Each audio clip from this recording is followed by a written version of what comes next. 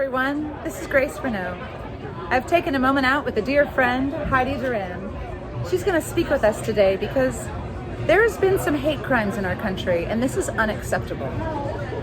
And the way that I see it is the best that we can do as fellow human beings is to join together, to communicate, to talk, and to disseminate the truth about one another, which is that we can care and we can make a better world.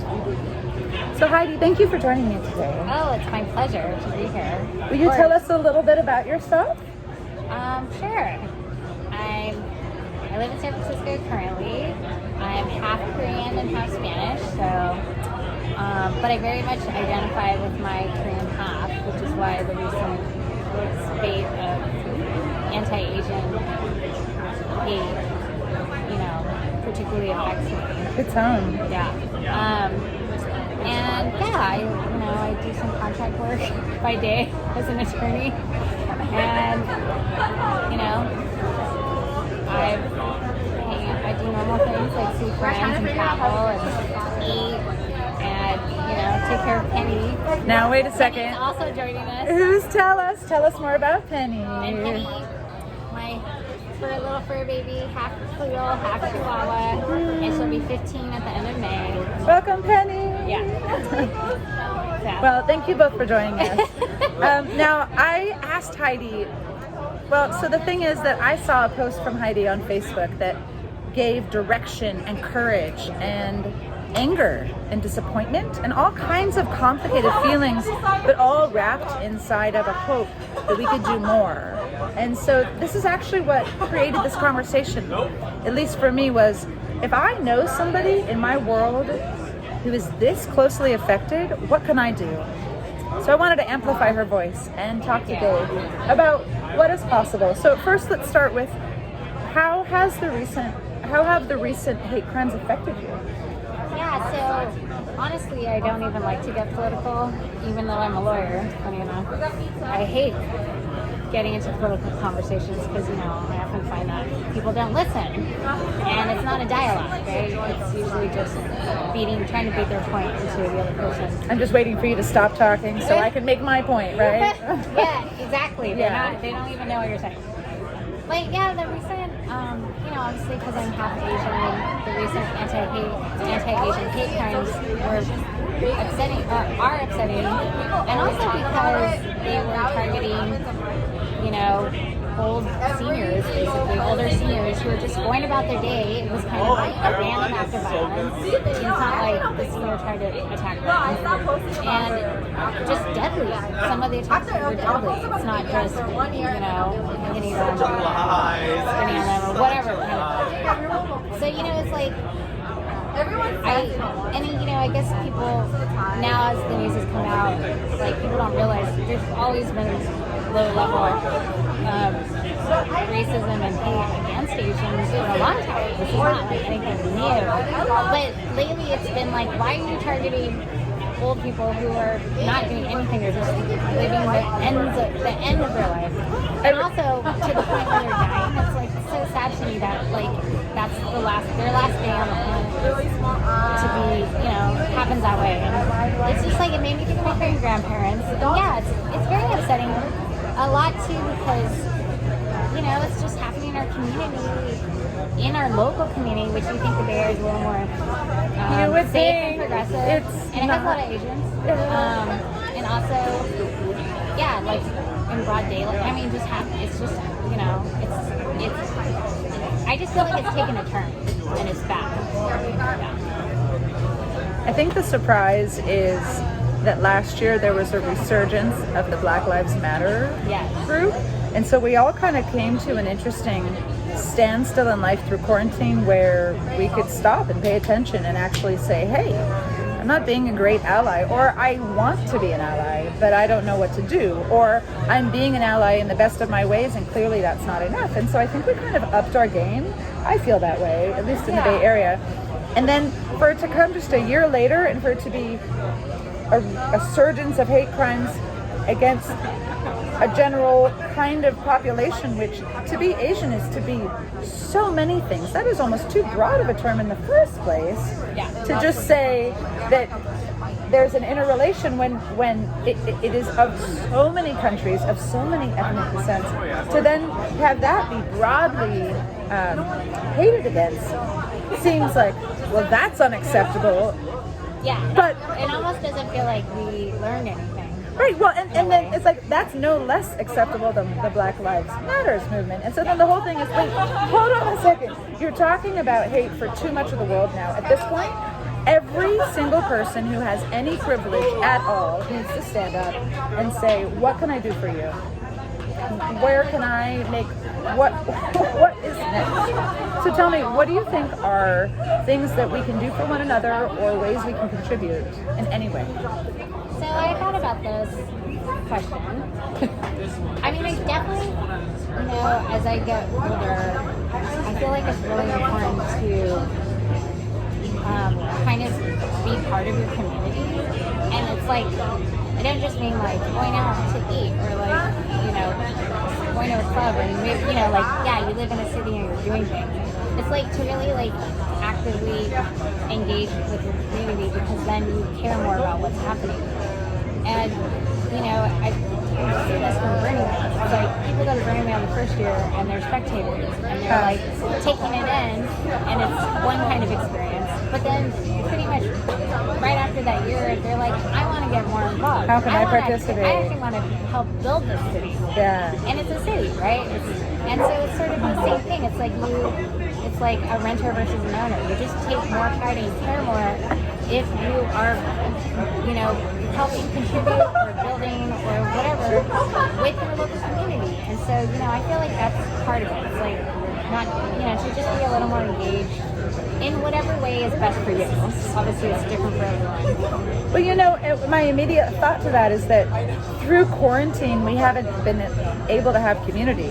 Maybe that's a part of the disconnect and the surge in violence is because, well, I don't know, when it comes to a single white male, that community isn't something they're going to be engaged in. But I'd like to think that as allies, quarantine has certainly brought that down as an option. And so as we come out of quarantine, what are we going to do? How are we going to engage? It brought it down physically. But I think in a lot of ways, it also made people realize, I don't know, like it slowed life down. But I think it also made you think like what kind of quality of life you want. And like what kind of people, it made you like engage with, I don't know, maybe just care for people. The people you care about more, you definitely checked in. So just kind of, what is it? Like boosting that care and maybe like that, and then bringing that out to like the rest of the community or the world. You just read a lot of like heartwarming stories where, people like gave gratitude to like essential workers or like things like that, where it's like you're not physically able to like hug them, but just doing that is like a huge boost. It helps everyone. It's like you're making them like do their job and they feel like appreciated, and that helps the rest of the community because they're taking care of like everyone else in the community. So I don't know, it's coming out of it. Sure, like of course my thing is always like volunteering and like a huge proponent of giving back in some ways. Well, and I would think that volunteering is a way to gain community or gain access to others that you normally wouldn't have, or that you would be afraid of, or that you just wouldn't feel included into. But if you're volunteering, you're kind of welcome anywhere. Yeah, and you're doing it because you want to. Yeah. And of course, again, volunteering any area, like whatever interests you the most is like where you spend your time. But I don't know, that's just like I realized like I want my community, my local community to just be more together. Do you have recommendations for local volunteering opportunities within San Francisco or the Bay Area that you recommend? Oh, well, I have the one that I volunteer for that's near and dear to my heart. 18 Reasons. It's a cooking school first. but it's sponsored by the Buy Right people, so like all their ingredients are Buy Right quality. But what they do with the money they make from their classes, which they also have tastings and book launches, cooking book launches and this and that. They funnel that money back into the community by teaching 6-week cooking and nutrition courses, free courses to lower income areas all over the Bay Area.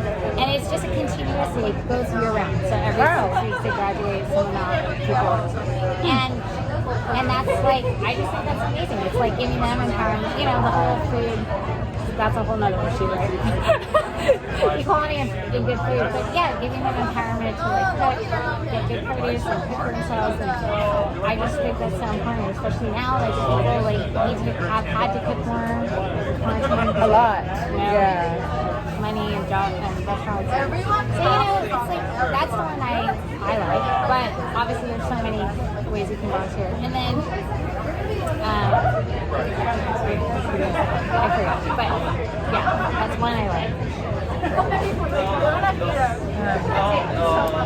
When Heidi and I were talking about having this interview, I was checking in with her, and one of the things that came really clear to me is that it was hard for her to feel safe walking on her own streets right now. And I just wanted to point out that as a fellow human, my first response was, you should call me if you need someone to walk with you, even if it's little.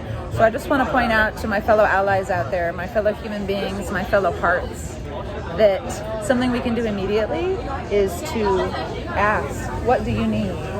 And how can I help? And how may I be of service to your sense of justice and safety, which is your right? I think as a community, what we're doing here is building the confidence and trust in one another.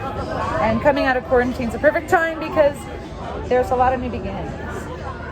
So I really want to encourage people to seek out ways in which to both walk into community and contribute, and then offer one another the safety and trust that we all desire in life, especially in the world. You don't want to have to think that you, like walking down the street, someone might just come over, push you for no reason, which is happening.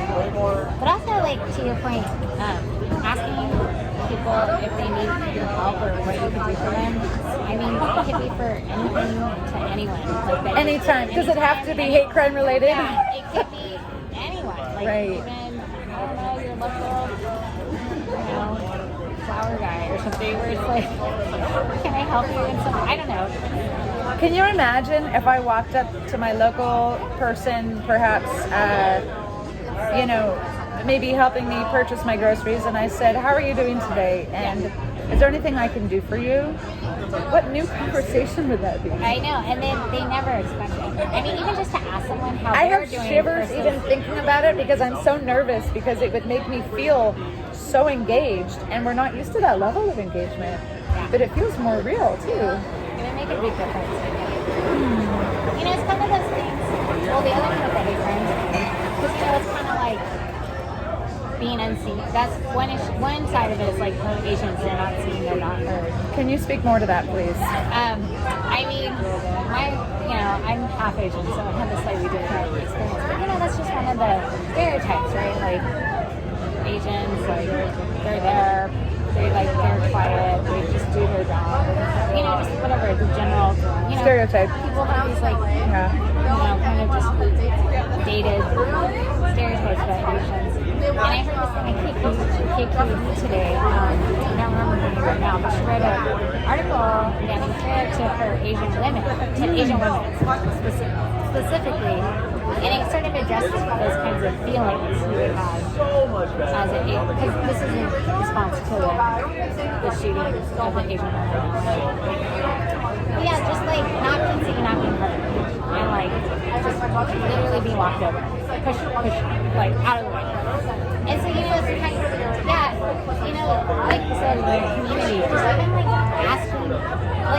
asking someone a question, like, how are you? They're being seen and heard. Like, that's such a big deal. Like, people don't realize it's like, that's engaging with the community and just making them feel part of it. And it's just like an important thing to build build community. Yeah. You know, not to make people ever feel invisible or excluded Or that they even have to ask if they're invited. Yeah. They should know, or one should know because of everyone else's actions, right? So yeah, it is, I don't know. I mean, I have no problem making small talk, and I know that's not everyone's way, but yeah, things like, you know, it's sometimes the little things that like really can make a difference in someone's day. Yeah. I wonder, can you think of 5 ways, maybe even 3? Can you think of 3 ways in which you could make a difference or engage or invite more open dialogue? My other point was just being looked at as other or different, and like even honestly like not American, even though you know some Asian people have been in this country a long time and they're American, very American, but you know, just because they look different and people just have these notions. But yeah, I've been lucky just because for me it was always like a curious, you know, it was like I was never made to feel like ashamed of where who I was. People were, you know, sure, I got worded the questions the funny way, like, what are you? Which I never took offense at, because the fact is, if people are curious and want to know, if people are curious and want to know more about you, that's a way for me to actually, like, tell them, like, yeah, I'm this and that, and I'm proud of it, and, like, let me tell you about Korean culture, or, you know, I'm happy to share. And so it was like, it's like, I think, yeah, being unseen and unheard, but also, like, you know, being made to feel ashamed because you're different, and that's the whole thing, is, like, change that. Like, you should not feel that way. And you should, like, be proud and, like, talk about it and share with them, whatever, however is the best, like, food, obviously, is an easy one. And, you know, the fact is, like, some people are curious, but they don't express it in the best way, and that's totally, you know, I just appreciate the fact that people are curious, and that helps, like, break down this whole notion of, like, of someone, you know, of the person being different to be, like, a negative. Do you feel like you were raised with the philosophy of allowing the inquisitive mind to question you? Because I think some people feel unseen by that question, whereas you're saying it's an empowering way to invite conversation, which I agree with. And how is it that you come with that steadiness of heart around it, or the steadiness of psychology? Thing, of course, it's like everyone's personal experiences will shape or influence how, you know, how they are. Did you have someone influence you in your childhood to just be understanding or patient with people's not knowing? Well, my mom was a nurse, so that was probably a little bit of it. And I, like, grew up with my Korean grandparents for my early years, like 1st grade through 4th grade. And so I honestly was very Korean for those years, and I learned all Korean values. And Korean values was, like, at that time for me, eating with the family and, like, spending a lot of time together, learning songs, singing songs, and just a lot of actually spending time together. Yeah. And just really, you know, for me, I had a very happy childhood. I was an only child, but it's very fulfilling to, like, be part of this culture, and, you know, and also sort of the respect for your elder, which is a common across many other cultures. So it's here sometimes. You know, that's why, again, it was upsetting the recent anti-Asian hate crimes against elders. It's like, you should be respecting these people. They've lived a long life and come a long way, and many of them have, like, birth generations. And so, you know, it's just like, but I don't know. I think maybe just that Korean influence. I mean, I'm very American, don't get me wrong, but something about just, I picked up some really great values from my Korean culture that I guess have carried me through, you know, I feel very passionate about. It sounds like you were encouraged to have a sense of worth within community and family. Yeah. And then that in turn allows you to take that outward and both give it to others about yourself and to allow others to share their sense of self-worth. I always want to know about other people, where they came from. And again, it's sort of like they're being seen and heard. But I genuinely am curious, what's your story? Where do you come from? You know, kind of like, why are you the way, or who are you? Yeah. And it's because it's just, you know, that's the way to like know people and like understand them better, and it's just important, right? What would Heidi do? I think it's a rule for life now. What would Heidi ask? If you don't know what to think or how to act, think. If someone is curious about life and open to hearing about things other than yourself, can be a demonstration for us all. Thank you so much for speaking today. Of course. I mean, I'm honored that you asked me to speak, and you know, I'm happy always to like have a conversation with a friend. And it's like good to talk about, you know, real issues sometimes, and not just casual conversation. Yeah. Well, you know, something about Heidi that has encouraged me from the day that I met her was her integrity. It's something you can know about somebody just from how they speak, how they engage, and so I just want to say that you are seen and you are heard. I really hope that both in my own life and everyone I meet will literally be affected by your kindness and your sense of community. Like this changes me in a way right now. Even though I already felt it in my own life, you bring it home. And so, thank you for that. And thank you for giving me my pleasure. A little platform. Of course. And thank you, Penny. There's one organization that's been documenting Asian hate crimes, and it's called StopAAPI.org. And I think it's a place where you can go to report incidents. So, you know, I like that there's someone documenting. Absolutely. Because, you know, people also, like, when it happens to them, they don't automatically think it's a hate crime, and then it doesn't get reported. And it's just like... Or you think if I report it, then I could stick out or I could become attacked again? It makes you feel more like a target, right? Exactly. There's so many reasons why they don't get reported so often. It's underreported. So yeah, it's just like it's important to know like how much is really going on out there, and not just Asian hate, just in general. What's going on around you in your community? So I like that organization is a good way, at least for the Asian Pacific Right on. Thank you. Yeah. Thanks everybody for listening from Grace and Heidi. Bye-bye.